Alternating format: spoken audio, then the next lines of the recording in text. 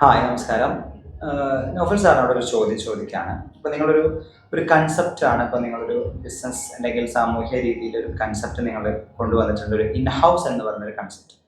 എന്താണ് in house? അതിൻ്റെ പ്രവർത്തനങ്ങൾ എന്തൊക്കെയാണ്? അതിൻ്റെ ഭാവി കാര്യങ്ങൾ എന്തൊക്കെയാണ്?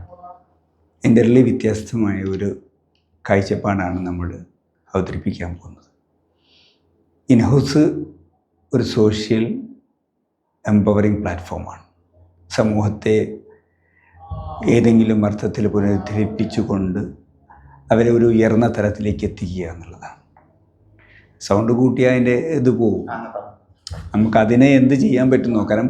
ഞാൻ ഈ പറയുന്നത് വേറെ സൗണ്ടിലേക്ക് പറയുമ്പോൾ വേറെ ആ ഒരു കൺസെപ്റ്റാണ് നമ്മുടെ പ്രധാനമായിട്ട് വേണ്ടത്. ഇത് നമ്മുടെ സൊസൈറ്റിക്ക് നഷ്ടപ്പെട്ടിരിക്കുന്ന ഒരു കാഴ്ചപ്പാടാണ്, ഒരു കൾച്ചറാണ് നമ്മണെങ്കിൽ പറയാം. അപ്പോൾ അതിനെ നമ്മൾ എങ്ങനെയാണ് കൊണ്ടുവരാൻ ശ്രമിക്കുന്നത്? അതിന് വേണ്ടിയുള്ള ഒരു കൂട്ടായ്മയും ഒരു യാത്രയുമാണ് ഇൻ ഹൗസിലൂടെ നമ്മൾ തുടങ്ങാൻ പോകുന്നത്. ഇൻ ഹൗസിൻ്റെ പ്രധാനമായി 2 ലക്ഷ്യമാണുള്ളത്. ഒന്ന്, സമൂഹത്തിന് വേണ്ടി പ്രവർത്തിക്കുന്നവരുടെ ഒരു കൂട്ടായ്മ. മറ്റൊന്ന്, ഈ കൂട്ടായ്മയിൽ നിന്നും സമൂഹത്തിന് വളരെ ഉയർന്ന ഒരു ജീവിത നിലവാരം, ഒരു വികസനം ലഭ്യമാക്കുക എന്നുള്ളതാണ്. ഈ അർത്ഥത്തിലുള്ള ഒരു സിസ്റ്റം ഡെവലപ്പ് ചെയ്യണം എന്നുള്ളതാണ് ഇതിന് മുഖ്യമായ അടിസ്ഥാനം. ഏതൊരു വികസനവും അല്ലെങ്കിൽ ഒരു ഡെവലപ്മെൻറ്റ് നമുക്ക് 2 രീതിയിൽ കാണിക്കാൻ പറ്റും. ഒന്ന്, സത്യസന്ധതയുടെയും മനുഷ്യത്വത്തിൻ്റെയും നന്മയുടെയും ഒക്കെ അർത്ഥത്തിൽ സമൂഹത്തിന് വേണ്ടി നന്മകൾ ചെയ്യാം.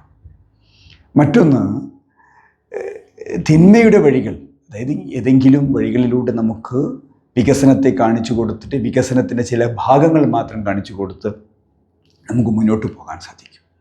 പക്ഷെ ബഹുഭൂരിപക്ഷം ആളുകൾ സത്യത്തിൻ്റെ, ധർമ്മത്തിൻ്റെ, നീതിയുടെ വഴിയിൽ ജീവിക്കണമെന്നും അത്തരം പ്രവർത്തനങ്ങളിലൂടെ സമൂഹത്തിൽ നിലനിൽക്കണമെന്നാണ് ആഗ്രഹിക്കുന്നത്. അതിനപ്പുറമുള്ള ആഗ്രഹം സാഹചര്യം കൊണ്ട് സംഭവിക്കുന്നതാണ്. അപ്പോൾ നമ്മൾക്ക് സത്യസന്ധമായി ജീവിക്കുവാനുള്ള ഒരു സാഹചര്യം നമ്മുടെ ചുറ്റുപാടിൽ, നമ്മുടെ സൊസൈറ്റിയിൽ ഉണ്ടാക്കുക എന്നുള്ളതാണ്.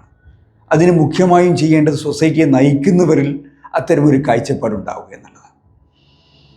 അപ്പോൾ സത്യസന്ധത, മാനുഷികത, അതുപോലെ തന്നെ സന്തോഷം, ഇവയെ ഉൾക്കൊള്ളുന്ന ഒരു പ്ലാറ്റ്ഫോമാണ് ഇൻ ഹൗസിൽ നിന്നും പിറവികൊള്ളാൻ പോകുന്നത്. ഇത് ഈ നാടിൻ്റെ, ഈ ജനതയുടെ നന്മയ്ക്ക് വേണ്ടിയാണ് പ്രവർത്തിക്കുക. അതുകൊണ്ട് ഇൻ ഹൗസിലുള്ളവരുടെ ലക്ഷ്യം ഗ്രോയിങ് വിത്ത് പീപ്പിൾ എന്നുള്ളതാണ്. ഇൻ ഹൗസ് വളരുക എന്നതല്ല.